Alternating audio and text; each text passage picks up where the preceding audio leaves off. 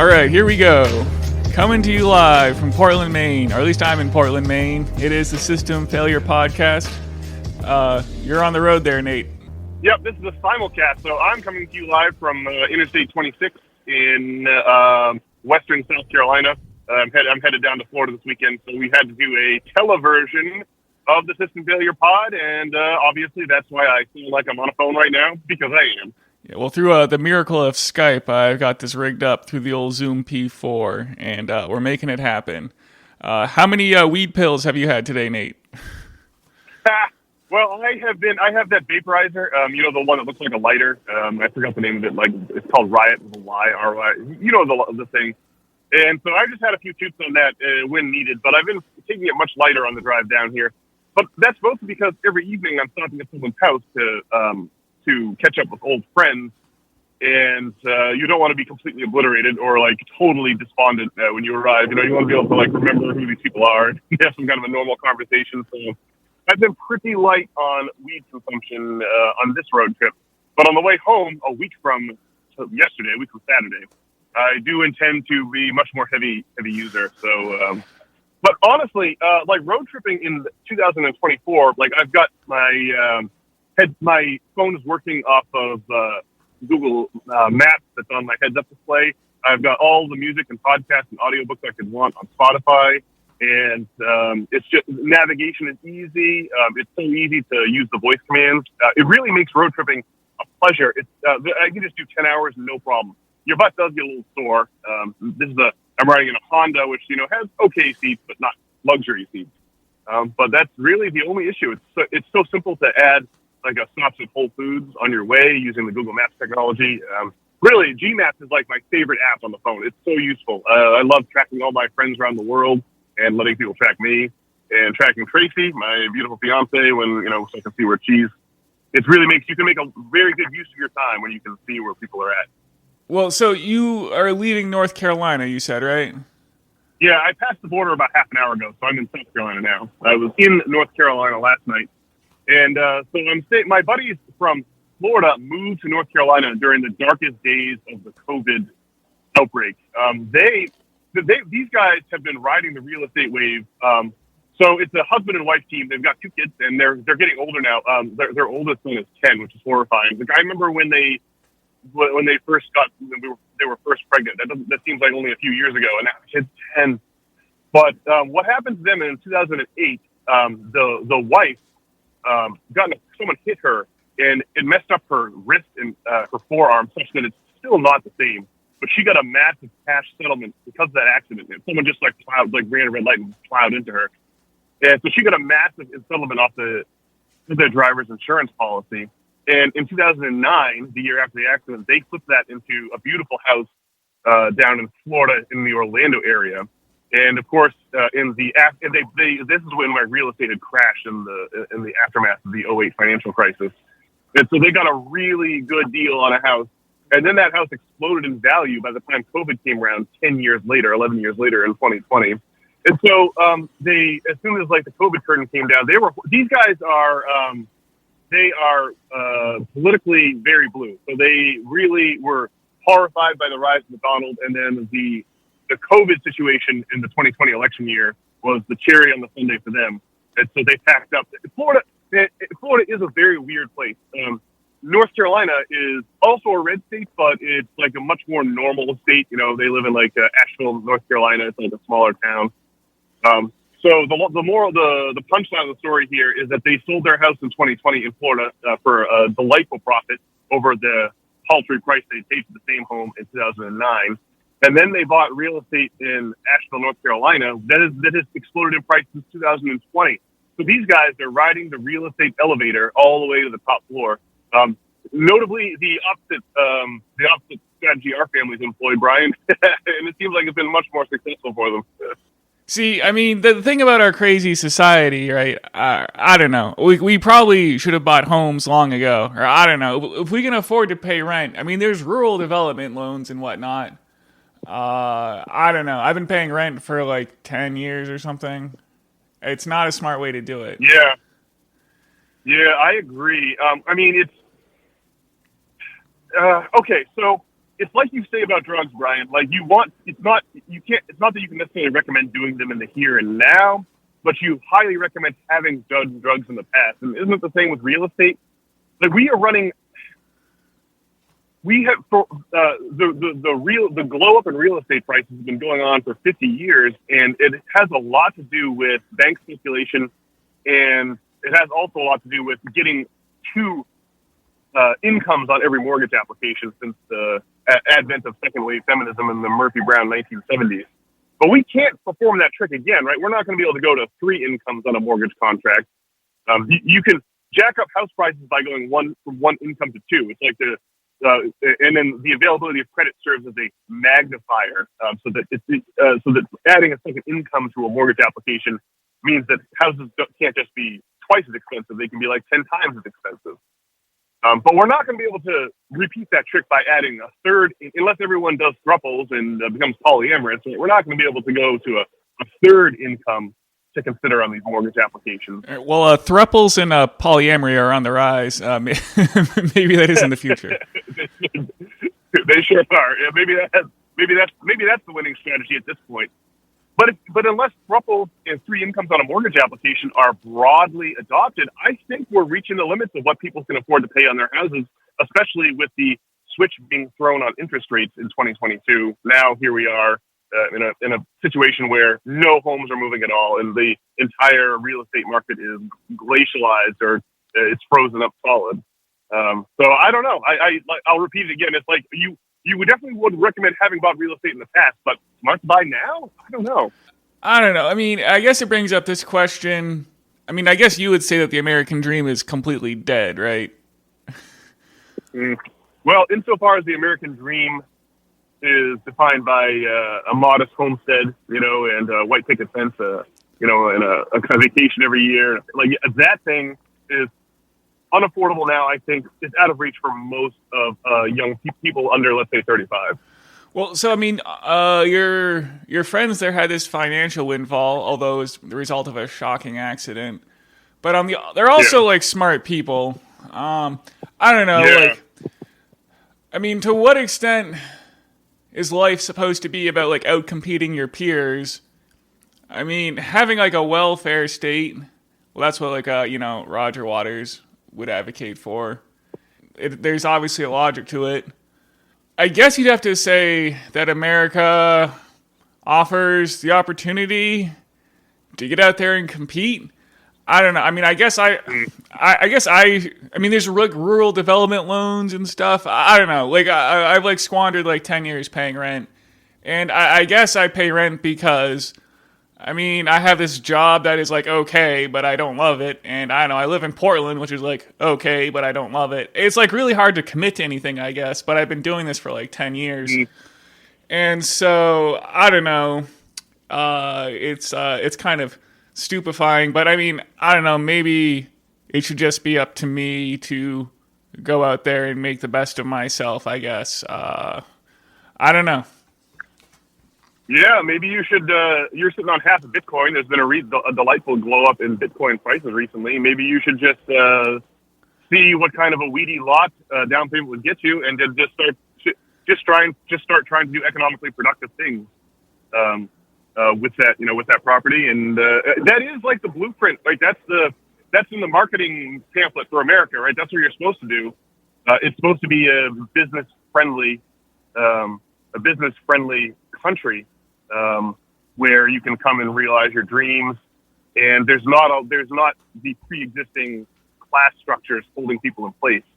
But ironically, it's the apparatus of credit. For 200 years, this was a glorious nation without a central bank, and but now we have this apparatus of credit that's just eating away at the fabric of society, like so many moths consuming your old suits in your closet. And now we're at a point where the asset value, like the way to get rich is by creating a good or service that people value versus sitting on things and trying to collect rent on them. And that's really where we're at. Like the financial sector is all about collecting a toll for credit creation, and the corporate sector has all been about cultivating monopolies and then protecting and sitting on those monopolies and charging people monopoly rent. Now, monopoly rent just means like like in the Hiawatha, where you're at, Brian, or I guess the apartment tower you're at, you only have one choice for internet provider. And so if there were a robust buffet of choices for you to choose from, you would be paying one price, but because there's only one internet provider, you're paying a different price. And the difference between X and Y, those two prices, is your monopoly premium.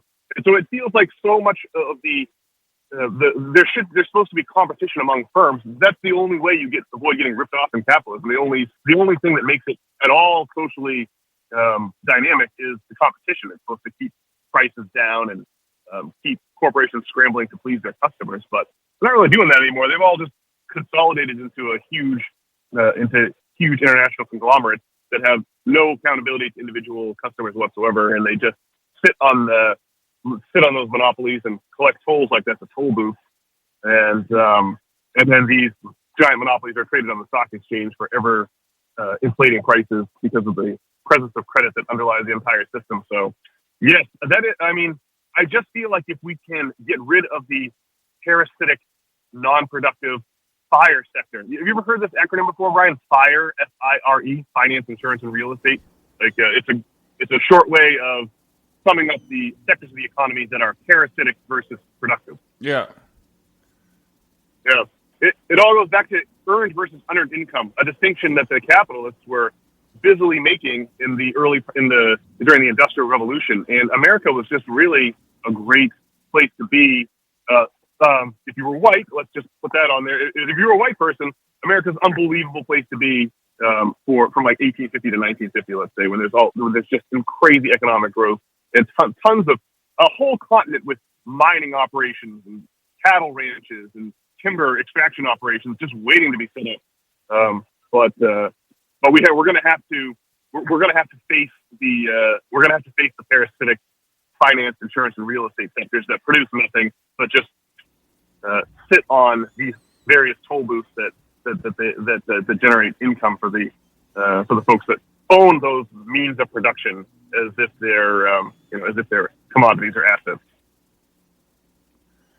What you were just saying about like monopolies and whatnot, I mean, obviously that is not like competition that fosters like improvement.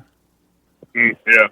It becomes, if there's no competition, then whatever capitalist firm you're doing business with can just extract whatever they want from you, and there's not really, because you need the internet, or you need you don't have a choice. Like some people have health conditions that require that they consume healthcare or die. So it's like they've got you wherever. That's what the essence of economic power is. They have the thing you need. And you need it. There's no denying it. And in a case of monopoly, they get to name their price. And so that's the opposite of what we should be trying to build here. Right. Well, but don't you feel some hypocrisy or guilt or something? Or, well, just don't we have incredible opportunities afforded to us nonetheless? I mean, you're driving up and down the Eastern Seaboard to see your friends and stuff. You don't have a house or any kids. If you really wanted those things, couldn't you make that happen somehow? I don't know. You don't think so? I think so. From my personal story, I think that I'm there are just a certain amount of people that just don't make the cut when it comes to society, in any society. And so even though that might be me, I think that most people could probably make it happen. So my story was I graduated from college, I moved back home to Maine, and then I got a job, the best job I could find, and making $50K a year, something like that. And my take home pay was like $2,000 a month, but my student loan monthly bill was $1,200 a month, and that was going to be my bill until I was in my 50s, and I couldn't really find a way to get a higher paying job. And so I felt kind of stuck and trapped in that job for 10 years. And so that's what I'm saying is there is a certain level of student loan debt that you can get into that there is no coming back from. And that is it's like the end game of a Monopoly, the board game, where one person has all the property and the four other players are just waiting to go bankrupt, and there's just no coming back from that. That's why it's important to whack up your economic game into a series of games instead of just having one. But of course, the the wealthy, when they get way out ahead, they want the scoreboard to be, they want to keep their 10 billion to nothing scoreboard in their favor. It's just that the rest of society loses their incentive to participate when the scoreboard is lopsided that way. So yeah, I think it's possible, and I think that more and more people are falling into that irrecoverable. The more debt that accumulates in all corners and sectors of the society, the more people are going to realize that they're in a debt situation that they can never come back from. And that's mostly, I think, student loans at this point, because those are the ones that are non-dischargeable in bankruptcy court. But I think that what's going to happen is that when the apparatus of credit can't propagate itself into the future anymore, and we lose the apparatus of credit, it's like a black hole, right? It distorts everything. It distorts everything around it. And so when that distortion field that is our that is the Fannie Mae's and the Freddie Macs and the private banking sector, when they finally can't write people any more mortgages and they can't make money, then the prices without them loaning us money, think about what housing prices would be like. Everyone just had to pay cash because there was no credit at all. And when that happens, I think that a lot of homes are going to go underwater, and a lot of wealth is just going to be wiped off the board. You know the sticks at the craps table. The man that operates the craps table, he'll take the stick and take all your chips when you lose. You roll snake eyes, and he has that grabber. It looks like a hockey stick almost. Yeah, rake. He just used to take all the chips. Yeah, a rake. That's it. Yeah, the rake. That's what's going to happen to everyone's net worth. I think that all that wealth is going to come off the board, and that people are going to be buying and selling homes for our good friends, the Serbs, out in Serbia. They built a house, and it cost them. They built the house. Now they did get the land donated, so that has to be the daughter, the father of the bride just cut a chunk off of his estate for them. So they got the land for free, and then they went to build the house on it, and it's still under construction right now. And the initial cost they thought was going to be $17,000. They've since blown out their budget beyond their wildest dreams, and up to $28,000. All in for this beautiful. It's a pretty modest house. It's going to be like a 3-bedroom, 1 bath or something with a nice porch and no basement. It's not like a complex structure, but it's going to be $27K. And I mean, if houses start moving for America for that, what their actual worth versus their speculative value on a commodity market. If houses just start moving at their actual economic value of the structure, then then everyone's net worth is going to collapse. And so I think a lot of people will end up stuck in the way that I have historically been stuck. But I think that the sentiment that you're trying to express, Brian, is a really important one, and one that we've given short shrift to with all the doomsaying here on the System Failure podcast, and that we really should be looking for the positive. We always make an effort to try to give things a positive spin, but you're right. We live in a land. We live in a land of opportunity. There's been some damage to that apparatus, but we should still be looking for the opportunities to get ahead and to be productive. And I think that spitting our nonsense into the microphones once a week and trying to be consistent about that is at least part of being productive. I think that these ideas are going to be really useful or helpful to people as we navigate some truly uncharted waters ahead.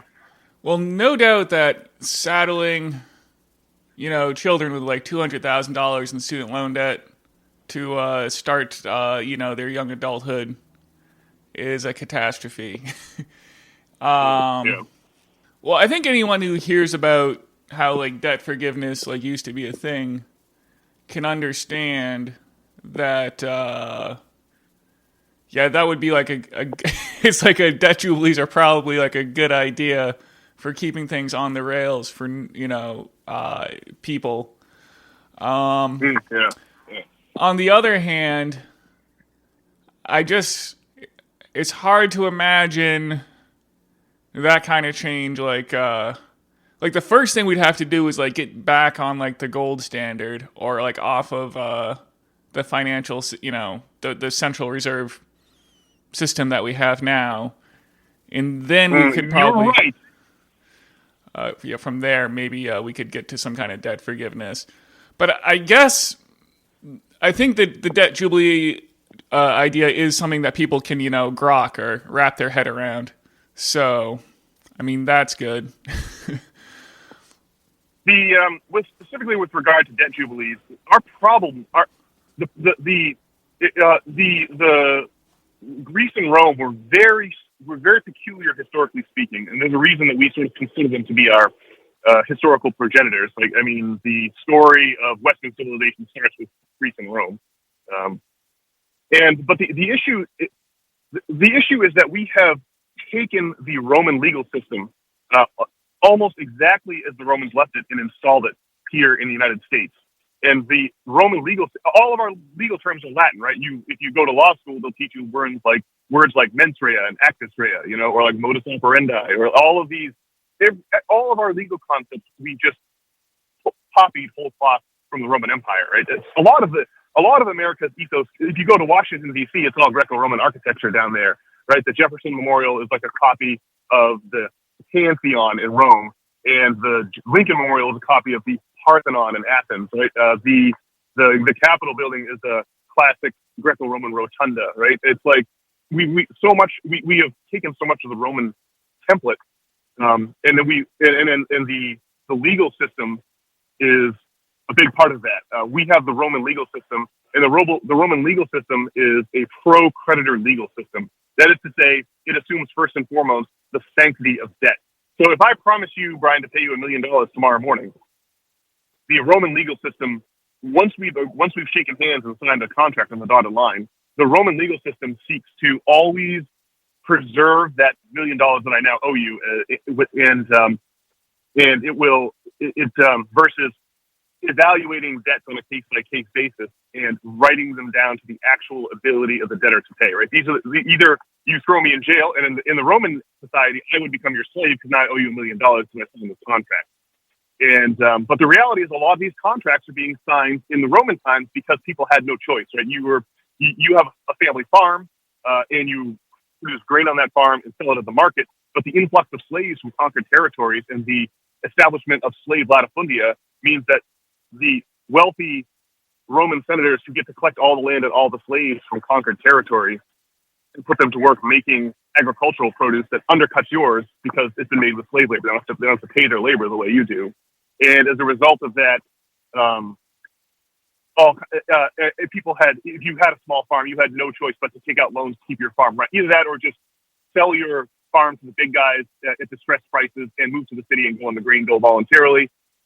Or you just have to take out debts to pay your existing debts to avoid ending up being a bondsman, that is to say, being a slave to someone because you ran up debts to them. What I'm just getting at here is that we have a legal system that underscores the importance of private property and treats debt once they're contracted as if they're private property, and does everything they can, up to including depriving people of their freedom and making them slaves making slaves of them to make sure that debts are collected on. And so we have a version of that seeks to our legal system seeks to keep intact the sanctity of debt at the expense of all other possible social consequences of that. So putting a generation of students in such student loan debt that they can't meaningfully participate in the economy is just the sort of logic of a pro-creditor legal system. And so we have to, if we continue with the Roman legal system, then we are inviting the same fate that befell the Roman Empire, which is eventually. So there was I forgot the name of the very conservative Republican senator who wrote in 198 BC that only 1,000 people own property in Rome, in a city of 5 million people. Like all that property owned by just 1,000 people.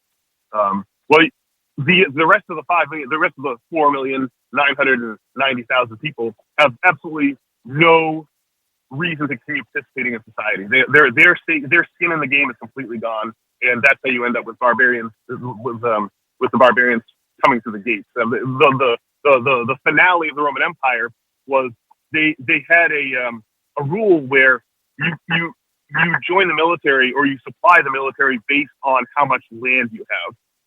Right? How based on your land holdings is how much you're required to donate money to the military and serve yourself. Except for when there's only a handful of families own all the land, then there are only a handful of families and people in the military, and the Romans were forced to contract mercenaries from abroad. Like, so you would hire the barbarians, the conquered barbarians, to be your army force. And so all the booty, the slaves that flowed into Rome, and all the wealth that the Roman army used to bring into Rome, you have a reversal now. All that wealth starts flowing out of Rome in the form of payments to the barbarians. And of course, it's only a matter of time before these barbarians storm Rome itself. And in 410 AD, you have Alaric the Visigoth sacking Rome. And that's really the end of the Western Roman Empire. That's my general point here, is that we have the same sickness as the Romans because we have their same legal system. It'd be like we have the same immune system as the Romans. Of course, we're going to have their same healthcare problems. So it's sort of an analogy there. So, all right. Yeah, I don't know. That's yeah. Well, I'm going to continue to hem and haw about how terrible our society is, I guess. But well, in like Magic the Gathering, right? At least in the eternal formats in which you're allowed to play like all the cards, going back to the printing in 1994, or when Magic was released. Does the Eternal format have any banned cards at all? Can I run like a Beta Black Lotus? Well, there are some banned cards, but that's the exception in this metaphor.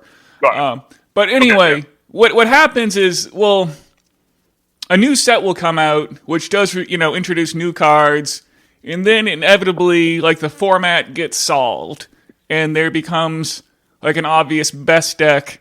And usually it's some kind of blue deck that plays counter spells and card draw. Finding the right configuration of those effects is usually the best thing to be doing. And so similarly... Yeah, I've seen you working brainstorms and brain geysers and forces of will nonstop. You always have those cards. Oh yeah, those are the best. Well, anyway, just so similarly in society inevitably like gets solved, and the people at the top figure out how to get control of society, and that's similar to Magic the Gathering being solved, by the best blue deck basically, and then like technology is like the monkey wrench that comes and messes things up for the elites, and then they have to like refigure out how to control society again. And so you're talking about how 1,000 people own things and, own the whole city of Rome. I don't know. How normal is it for that to be the case? And to what extent do we have a crazy sense of entitlement because of all this boomer era propaganda about, a white picket fence and 2 children and whatnot? And, how much of society, like how much of human history... especially recently, is like people like working in the mines, and there's this problem where, like, obviously a big part of the growth in America was just also like expanding into the frontier and whatnot, and then also the rest of the world being bombed into hell, after World War II, created 2 giant economic opportunities, which fill all our heads with propaganda or ideas about how things should be. And then probably like for a lot of history, or a lot of people are just been like working in the mines, and like that wretched existence is their job.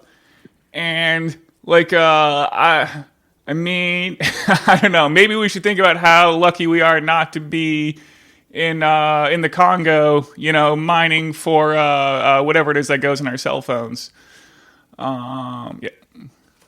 Yeah. Cobalt mines. Yeah, you're right. We could be enslaved in the cobalt mines. You could be one of these like 20-year-old women with a baby strapped to your back, laboring 12 hours a day in the cobalt mines of like the Congo and the Sudan. Oh my God. Yeah, that's definitely true. And you're right. I think most of history, you've either been like one of the like a ruler who just controls everyone else, or one of the the faceless rabble of victims who has to work on behalf of that person. And your Magic card analogy was a good one. It reminds me of legendary historian Will Durant. He had the same analogy, but he compared it to like a cart rattling along a bumpy road with a bunch of artifacts in it. And as the cart's perturbed by the bumps in the road, some artifacts rise to the top of the junk that's in the cart, and other artifacts rise to the bottom. And that's really kind of how clever or how much power you have, or something. It's like the rich manage to get their way, the rich and the clever manage to get their way, and the poor and the not so clever end up becoming the thinkers inevitably over time, and that the idea, the idealization of an economic system is to not prevent the poor from becoming the victims of the rich. There's also an inverse where when you push that too far, the rich become victims of the poor. And so we don't want like a French Revolution situation. So hopefully we can find a reasonable way to resolve the fact that we have all these debts on the books that can never be paid in a peaceful and sensible way that is good for the society as a whole and not only good for one party or the other. Well, I guess the thing to do is spread ideas that seem good, and just see how it affects the jostling in the cart. Yeah. And I guess that's what you do with debt jubilees.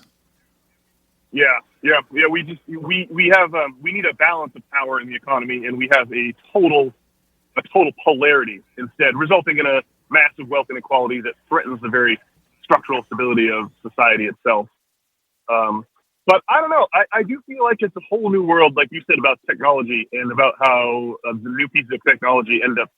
The winners of the economic game have to figure out how to incorporate each new piece of technology to keep them winning the economic game.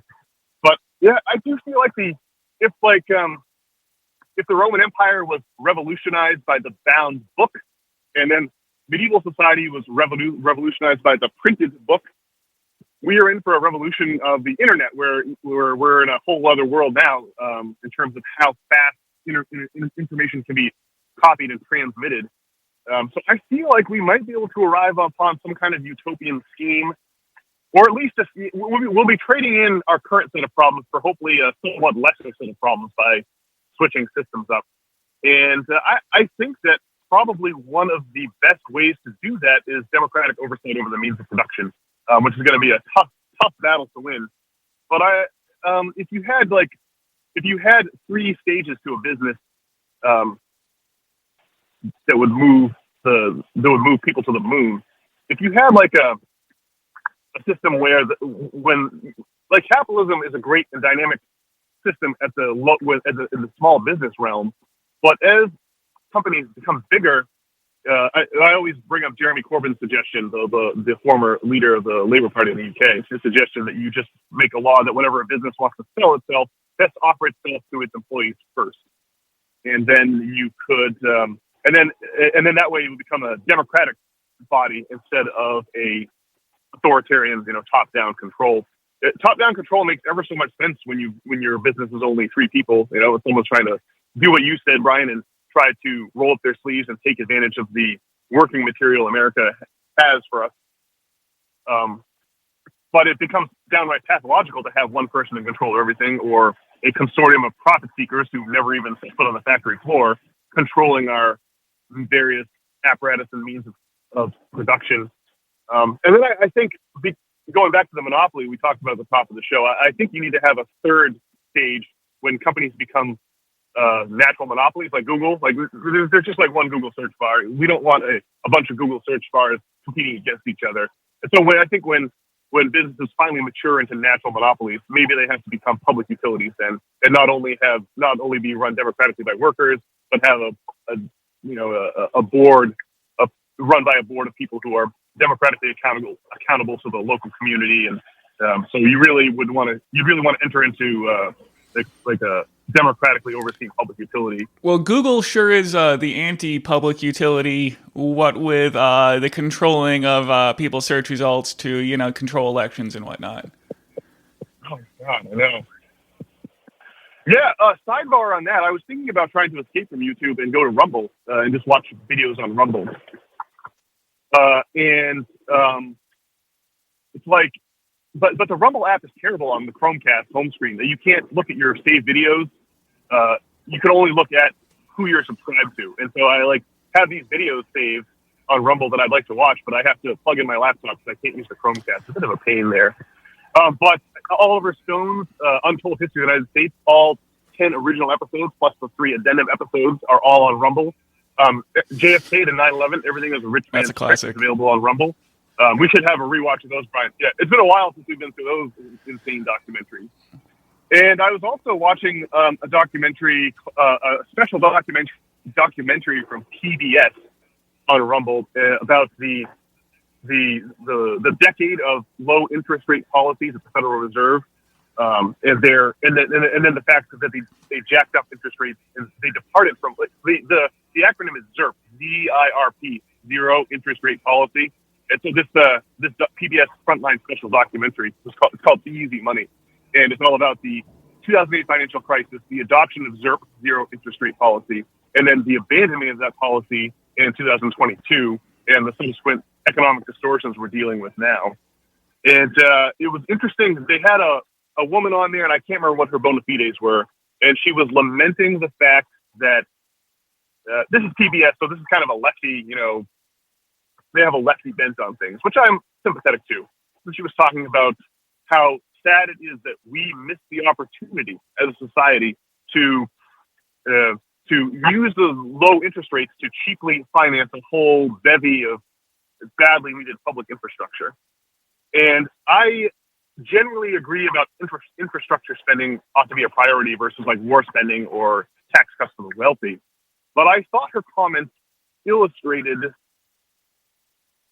the specific nature of the economic mythology that we live under, right? Every culture has myths, foundational myths or myths about reality that they operate with. And those myths are usually perpetuated by a priesthood. And to my way of thinking, the Federal Reserve is like our priesthood, and they have a certain way of thinking about the economy that they promulgate. And we all believe this unquestioningly, right? Because the things that only crazy people dispute what the priesthood has to say in all times and places. Like if you disagree with the priest, you're just kind of ostracized as a crazy person or a weirdo. So that's me. I'm a crazy person or a weirdo because when this woman says something like we missed the opportunity to borrow crazy amounts of money to fund public infrastructure at very low rates, I feel like she is reinforcing this. What she's talking about is really two different actions. One, we print up the money we need to pay for all this infrastructure. And then two, we borrow money from the rich, right? It's a two-step process to cover that, right? That we sell bonds to cover our deficit spending. We'll just ignore taxes for the beginning part of this discussion because you'll see we taxes every year. The IRS taxes a certain amount of money away from people, but then that's never nearly enough to pay all of the expenses that the federal government incurs every year. And so we have to borrow money from rich people to augment that yearly tax income. So taxes plus whatever you've sold in treasury bonds at the treasury bond auctions, that equals the federal budget every year. And then whatever we've borrowed becomes the annual deficit, right? With the difference between what we took in taxes and what we took in taxes plus borrowed from all the wealthy entities via treasury bond auctions. That is your the shortfall is your deficit, and then the deficits pile up year into year into the overall federal debt. And there's a lot of hand-wringing and belly-aching about the volume of the federal debt. But I would invite our listeners to consider that money begins life as a tax credit, right? In order for there to be U.S. dollars for us to pay the U.S. government in taxes, they first have to distribute some U.S. dollars, right? The U.S. federal government has to come into existence, and then in order for the IRS to collect its first dollar, they first have to distribute some U.S. dollars to people so that they can get them back at the end of the year. This is what coinage is, right? It's not that like a guy like Alexander the Great, he wants wealth, but it's not enough that he gets everyone's gold, right? He needs to pay off this huge army that's going to conquer the entire world. And so the scam is a simple one. Alexander has tons of gold. It's not that he necessarily needs gold. What he needs is people to do what he says, namely, charge that wall, sacrifice. You must sacrifice yourself for me. And the way to scam people into doing that is to pay all of your soldiers in these, not just in gold, right? That's not going to be good enough. You have to give them gold with your face stamped on it, right? So Alexander minted up coins with his face stamped on it. Give those out to the soldiers, and then tell the rest of your society, all the farmers and the armorers and the prostitutes and the innkeepers, tell them all that they owe you some of these coins with your face on it at the end of the year. And so they better get to work outfitting your army and, banging together their armor, giving them spears, feeding the army, giving them shelter, helping move and relocate. Do all the business things has to be done to field a massive army and conquer the known world. And you do it all by telling people that they owe you taxes in the form of coins with your face stamped on them. So they have to. So it's not enough that your subjects give you taxes. You need them to give you the taxes back that you gave out to the soldiers, or that you use on whatever your public spending is, corvée labor, building irrigation ditches, military, whatever it might be. So that's how money came into existence. But you have to realize that you first have to create money, and you can only then tax it. And so this whole idea of thinking of the people who have the printing press, the federal government, who has infinite number of these coins they could make, these U.S. dollars they could make, they don't really need to tax any money away from us.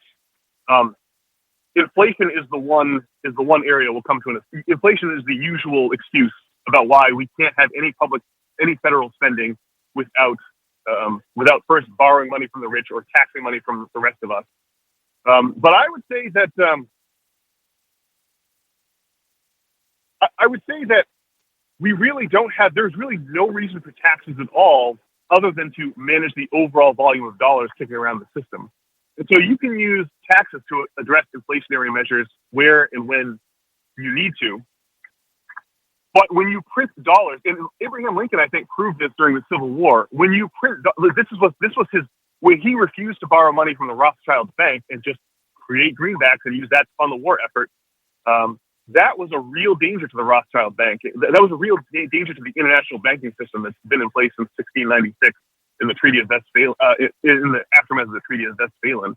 That's a real risk to them, because I think that the shocking conclusion, the specific piece of mythology, the thing that's not true that we all believe is true, is that our media and our banking and the priesthood in the banking structures are always carrying this idea. They're always making us think of the federal debt is a bad thing because we have this debt-based currency. But in another way, the federal debt of trillions of dollars, you could just think of that. That's just a count of the number of dollars that the government has put into circulation. That's all it is. It's just like these dollars are really like inches or centimeters. They're not commodities in the way that gold is or was. We just need a way to measure the total goods and services in the economy in a way that's consistent. And so if the Treasury prints up money and uses that to buy goods and services, that is an unlimited resource. You can the number of hours of healthcare or childcare, let's say, or the number of hours of cleaning up trash or whatever the service that society desperately needs, you can just print those dollars and use them to buy the services you need without ever seeing an inflation, I think, is the reality. The inflation we saw during COVID comes from Greekflation, where firms, instead of having to innovate new products or hire new employees or whatever, you can just jack up your prices, or you can give out fewer Oreos in the sleeve of Oreos than you did last year. You can do all those things instead of actually making products better. That's what led to most of the inflation we saw during COVID. Now, the final asterisk here is that the federal government purchases something like stocks or anything where there's a limited quantity, or like silver, any commodities in limited supply. If the federal government prints money and buys those things, you will cause an inflation if there's if the well has a limited amount of water in it. But in terms of service, buying people's time, that's an unlimited resource, and the New Deal really proved that in terms of the way that it got us out of the recession and rebounded GDP to pre-Great Depression levels. So your comment about maybe getting away from the Federal Reserve, your thing about the gold standard launched me on this lengthy diatribe. I feel like we could have a central bank if it was democratically run, if money creation, in other words, was treated as a public utility instead of giving that monopoly to the Fed, where they abuse it for the benefit of them and their 7 member banks. Or how many member banks are there to the Fed? I think there's 7. That creating our money in a way that makes money for bankers, creating money in a for-profit endeavor for private bankers, I think, is exactly the sort of thing we need to get away from. We need to have, when you get a home loan, right? There should be a loan, like business loans and home loans should be given out by a public utility, and the interest rate you pay should just cover the cost of default and administration, right? So it should be like a zero, like a nonprofit money creation should be a non-profit public service. Like in exactly the way that we provide military protection, like money creation should be a service that's just provided for everyone, and we just kind of average the cost over everyone and move on with our day. And I think that would really solve a lot of that example of a democratic oversight over a means of production, I think would have the most impact. If we had a Federal Reserve that was just run as a public utility, in other words, and not, so I think we could have a Fed versus going back all the way back to a gold standard. All right, wait, so hang on. Now, in the NPR documentary on Rumble, are they saying were they saying that it's inflationary for the government to invest in public infrastructure, or what was the point about that? The woman on the PBS Frontline Easy Money special documentary was lamenting the fact that we lost the opportunity to borrow money from rich people at low interest rates to fund our infrastructure. And I'm like, we don't have to borrow from rich people at all. We can just print the money into existence like Abraham Lincoln did and use that to buy the goods and services we desperately need. We don't have to, the only purpose of taxes serve is where money's building up in the economic system and not cycling through, you just want to tax that away to avoid inflation. And you have to be really careful with limited commodities. She's right in terms of limited commodities. We do have to be careful how we print money when you use it to buy limited commodities at the federal level. But in terms of buying people's time, I think that investing in public infrastructure, it would probably, maybe it would be better just to print the money rather than borrow it from the rich. But if we could just start like investing in public infrastructure, like more than we spend on bombs, that would be awesome, huh? Yeah, it would be wild. In the Neigong, this Eastern Chinese, they talk about training the causes versus training the effects, right? And so I don't know. We got to train the causes, which I guess is to talk to people about debt jubilees or. Yep, that's our mission in system failure. Raise awareness, eh? I did want to say about the Rumble. I mean, so I guess the Rumble, I haven't been on there, but I remember, I guess in the early days of Google Video, it was a lot in YouTube. It was a lot of like conspiracy theory documentaries. And that's where I watched like Loose Change back in the day. Building 7, man. And I guess I don't advocate for doing drugs, but I do advocate for having eaten a bunch of weed brownies and watching, JFK to 9/11, everything's a rich man's trick. That's a heck of an experience and one I'll never forget. Yeah, that's a wild one. Yeah, we should recreate that soon, Brian. It's been years since we've seen that. I have it bookmarked on Rumble, and did you see that Joe Rogan is posting his full-length podcasts on YouTube? I did not see that, but I did see that. So is it the normal Jerry Experience channel, the old channel? Is that what's putting up the? I believe so, but yeah, his last 2 podcasts were posted up there, which it'll be interesting to see how that goes once, like if we get hit by COVID again, and he has people on there, questioning the establishment position. Have you attempted to stream the Jerry's through the YouTube Music app? I wonder if you've tried that. Okay, so one thing is that what I did try is on Pocket Cast. The JRE is available on Pocket Cast again, just like it used to be. So you can find the last couple episodes on Pocket Cast. So I was going to ask you this, behind the scenes, but since we're bringing it up here on the podcast, would you like to abandon Spotify and go back to Pocket Cast and Google Play Music combo? I mean, I know you have a Ukraine YouTube subscription like me, right? Yeah. We set that up, I'm pretty sure. So I'm a little torn here. I think I may continue with Spotify for a while longer. With you and me and Tracy as a family, it's pretty affordable.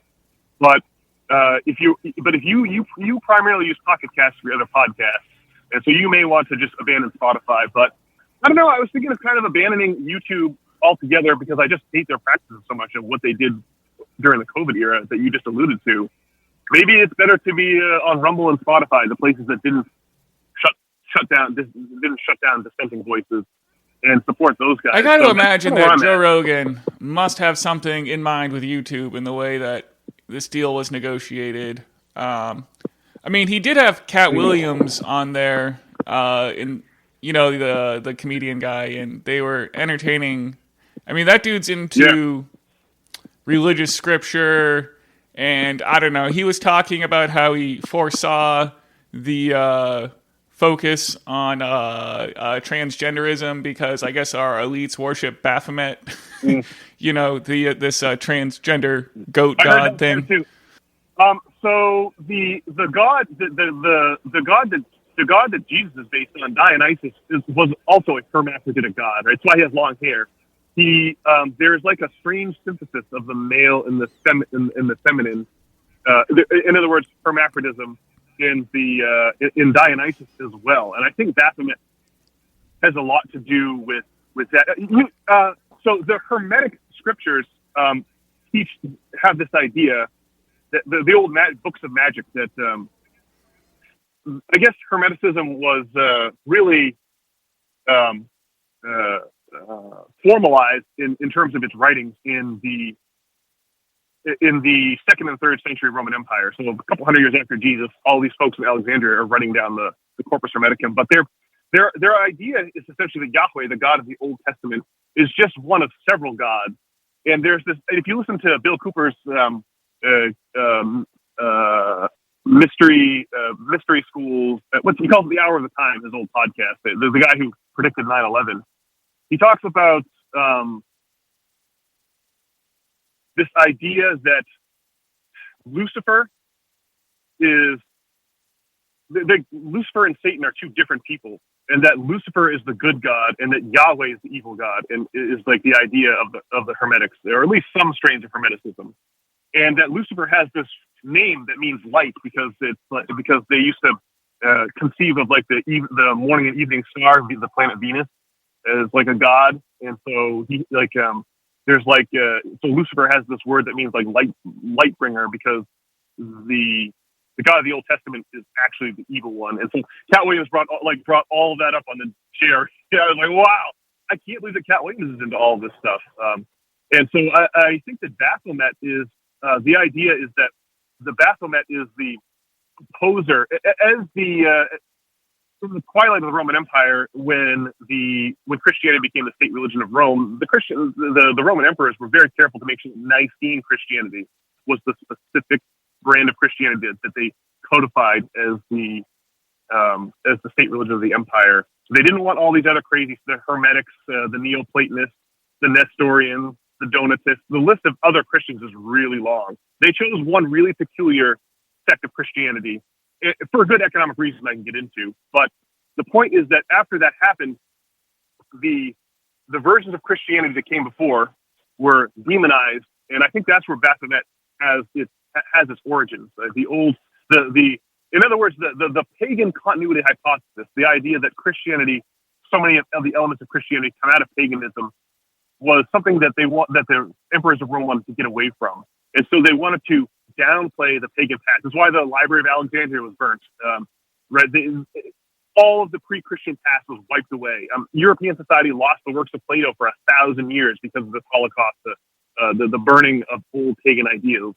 And so the pagan genesis of Christianity, the hermaphroditic god Dionysus is a great example, or Baphomet, or Baal, who the Carthaginians worshipped, all these other gods, in an effort to establish a Catholic church where you had to pay for your sins, had to pay the church if you committed sins. The conception of the pagan origins of Christianity were driven underground and personified by Baphomet, the hermaphroditic god that has like devil worship underground whispers of the old Christian ways. So that's what I think about Baphomet, and I never would have thought that would lead to like a transgender thing. I don't know. I do know whenever society falls apart, the structures of society get called into question. And like during the fall of Rome, there was like an obsession with hermaphrodism. There's like Roman statuary from that time that has, you would think it would be a female statue, but it has a cock involved, or like Ovid's Metamorphosis. There's a lot of strange and odd emphasis on gender bending and in the Roman Empire, as that society collapses too. A lot of strange sexual practices come to light. So I don't know. That was really interesting. In other words, the Cat Williams. I didn't know he was so into these forbidden ideas. Cat Williams. I just thought he was some kind of a silly comic. So it was quite a podcast. Well, Sam Tripoli on his Tinfoil Hat podcast has had a couple guys on who are really into this line of inquiry, including some guy who used to play for the Chiefs. I forget which one. But, what? Yeah, and there are these crazy conspiracy theories about how, the church has us worshipping Satan, and somehow Satan is actual, like what you're talking about, this obfuscation between Lucifer and Satan and whatnot. And, it's a wild line of inquiry, and one that Cat Williams is definitely touching on in that podcast. I'm not really in a position to say anything intelligent about it. Okay, so the echo of the pagan continuity hypothesis in the memory of all the Christian sects that got destroyed once Nicene Christianity became the state religion of Rome, it sure is interesting. There's an interesting sequel to, or an interesting part of that story. One of the biggest sects that it was called the Donatists. The Donatists. They followed this guy named Donatus. In North Africa is where all the farm, like a lot of the Italian farms were when the empire was in sight. And so North Africa, there's a city called Hippo. It was right near the ruins of Old Carthage. And Hippo is where like the Donatists were centered there. And when the Romans came around and said, all right, well, you have to be a Christian, before the Roman Empire adopted Christianity, the pagan government came around and did they would throw Christians to the lions. The pagan Roman emperors were very persecuted. They persecuted Christians a lot. It wasn't until Christianity became so popular they had to they couldn't beat them, so they had to join them. And when the pagan Christians emperors came to North Africa and told everyone that the Bible was illegal and they had to turn in their Bibles, some of the bishops of the church complied and others refused, thinking that they were emulating Jesus in his act of civil disobedience. Allow the Romans to do their worst. In other words, do not deviate from your faith. If they kill you, that's on them. And so once Rome adopted Christianity, and so now they're saying, okay, well, all right, now Christianity is the state religion, so it's okay to have your Bibles again. There was a huge schism. This is the biggest schism in the Catholic Church to date in the 4th century AD. A huge schism between the Donatists, who accused the certain bishops in their ranks of making common cause with their enemies and not allowing themselves to be sacrificed like Jesus did, not like deviating from the path of Jesus. And then, so those were Donatists and his followers, and opposing him were these bishops that had compromised with the Roman government. And leading the charge there is a really famous guy whose name everyone has heard, St. Augustine of Hippo. This guy, St. Augustine, was favored by the Christian emperors like Theodosius because he obviously was willing to be much more compromising with the Roman government than the hardcore Donatists were. And so eventually, of course, St. Augustine won. His statue is one of the 4 doctors of the Catholic Church that you can see at the altar of St. Peter's chair at St. Peter's Basilica in the Vatican. They usually have a big name in the Christian church. And he is best known for coming up with the idea of original sin. And so now I'm going to close the loop and get back to the debt forgiveness thing here, because sin, of course, was originally conceived of as debt. In a lot of languages, sin and debt are the same word, like the German Schuld, which means guilt or sin, or also a financial debt. And that forgiveness from sin really meant forgiveness from debt. And that it was St. Augustine, the Roman oligarchy did not want large-scale debt forgiveness, right? They rode that, they never forgave the debt of the plebes, right? The plebes just became peasants. They just became people who owed their entire lives to the lords and just became attached to the Lord's land and were responsible for growing the Lord's food alongside their own. And that's the way that the Middle Ages began. And St. Augustine really touched this off by changing the word sin to meaning having fallen into debt, to this idea of original sin, where you have the stain of Adam and Eve's misdeeds in the Garden of Eden, and that no matter how perfect you behave, you are always saddled with this guilt, and that the way to remit this guilt is to submit a payment to your local bishop, or in this case, the new Roman government, the Roman Catholic Church. And so he really took it was St. Augustine who innovated the idea and buried the idea of debt forgiveness and turned it instead into sin forgiveness, to where you feel bad about all the P-hub you masturbated to, and so you kind of check to the church, versus having the rich people forgive the debts of the plebes. It's the exact opposite notion that good old St. Augustine unhelpfully baked into the Christian dogma, and we've been dealing with shame and going on Pornhub ever since. Wow. Yeah. That's the that's what's really. I think that's what really happens when you look under the hood. And so medieval society ensued. Medieval society, giving out loans at interest got such a bad reputation in the collapse of the Roman Empire that the Roman Catholic Church forbade it. Like the common attitude towards debt was so negative that the Roman Catholic Church forbade taking of interest for 1,000 years. It wasn't until the Renaissance that Christian people started to act. The Christian Church started making loans again, and there's a big part of the reason why the Protestant Reformation was so successful was that the big banking families that took over after the Pope was deposed with the Treaty of Westphalia in 1648 and relegated to a regional authority versus being the international powerhouse. The person at the head of the international order of nations, having been the Pope for 1,000 years since the fall of Rome, he was relegated to just operating within his own Italian borders and wasn't allowed to tell states like Czechia and Prague that they couldn't be Protestant. And with things like families like the Medici of Florence, or the Duggars the Fuggers of Germany, they were a huge banking family, and even though they were hardcore Catholics, they wanted to make money. They wanted to make money by loaning out cash and interest and collecting their interest payments. The Fuggers did, and so they financially supported the Protestant factions because the Protestants were much more easygoing about debt practices. They didn't have the fall of Rome in their history. The Protestants didn't, to warn them about the horrors of taking of interest. And so there was a financial reason for the banking houses to support the Protestant Reformation. Otherwise, it should surely never have succeeded on its own. So really, and now here we are. When the banking houses took over, they reinstalled compound interest as the fundamental mathematical instrument that drives the apparatus of state or the economy. And in so doing, they guaranteed that we need to have a infinitely expanding economy. Again, just like the Romans, they had an economy that was based on infinite growth, and now we have the same economy with the same legal system, and we're running into the same exact problems as the Romans. And the solutions to this problem are like right there in the Bible if you start interpreting the Bible from a financial standpoint. And so that's been the big mind blower for me. The Fuggers, man. Extremely, extremely funny name, the Fuggers. These guys, I guess, were like when you think of like the Austrian Empire as like the Catholic Germans, and like the Prussians as like the Protestant Germans. I think it's true to say the Fuggers are really sort of the financial underwriters of the Protestant Catholic, the Protestant German power that arose in the 17th, 18th, particularly in the 1800s, the 19th century.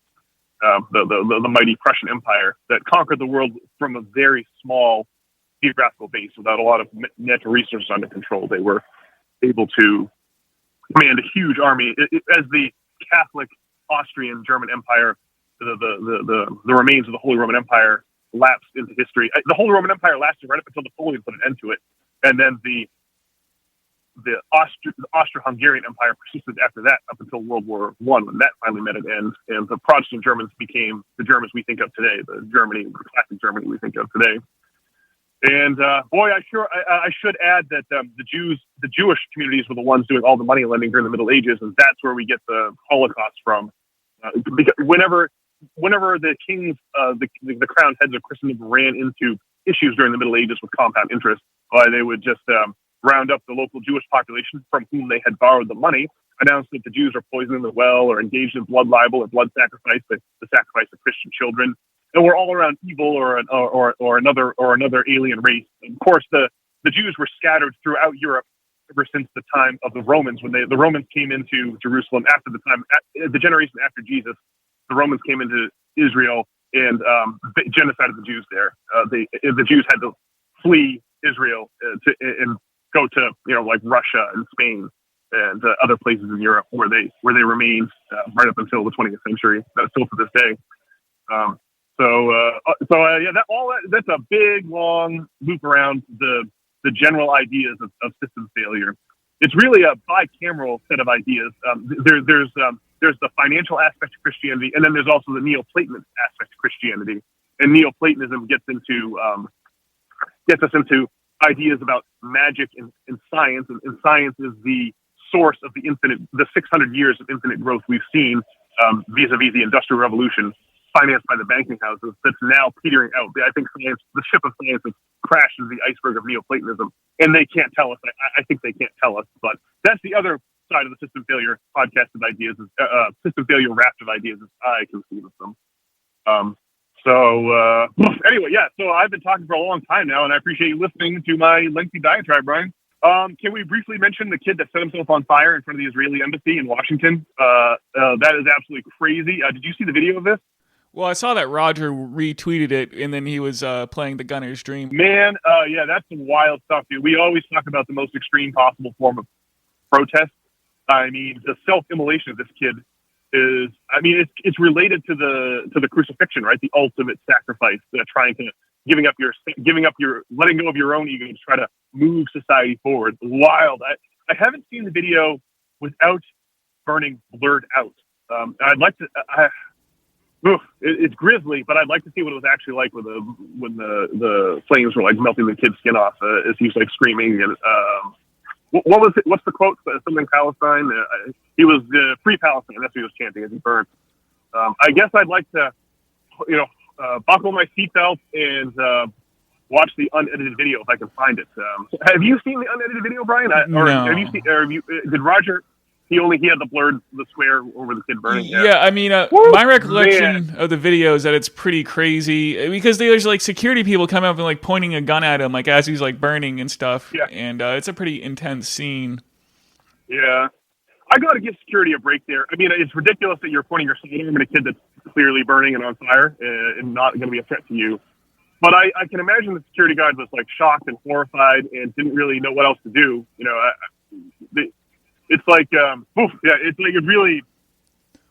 it's a shocking thing. So I can understand being in shock and not really knowing what to do with yourself besides just kind of draw your firearm absentmindedly. Give them the benefit of the doubt there. It's quite the political statement. And there was a giant protest in Monument Square here in Portland yesterday. Oh, really? Yeah. How giant are we talking about?